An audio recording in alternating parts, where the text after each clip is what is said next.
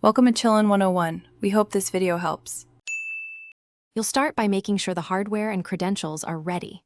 First, check Device Manager or any physical Wi-Fi switch to confirm the adapter is enabled. This prevents wasted clicks. Once done, gather the SSID and password from the router label or the person who set it up so you don't interrupt the flow. Then open Settings, go to Network and Internet, and select Wi-Fi. This is where you'll discover available networks and begin the connection process. Now you'll pick the exact SSID and authenticate. From the Wi-Fi list, locate the network name that matches your router. Verify the MAC or label if multiple similar names exist. Click Connect, type the password exactly, watch for uppercase characters or extra spaces, and then press Enter. Windows will negotiate security keys and assign an IP. Make sure to toggle Connect automatically if you want future seamless access. If prompted, choose Private for home networks so device discovery and sharing work properly.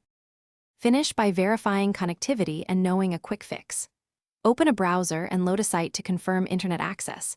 If pages fail to load, check the assigned IP and DNS under network settings so you understand whether it's local or upstream. If the PC fails twice, restart the router and toggle the Wi-Fi adapter off and on. This clears common handshaking errors. If problems persist, run the Windows Network Troubleshooter and update the Wi-Fi driver. That resolves most compatibility issues. Thanks for watching. Consider subscribing if we helped you.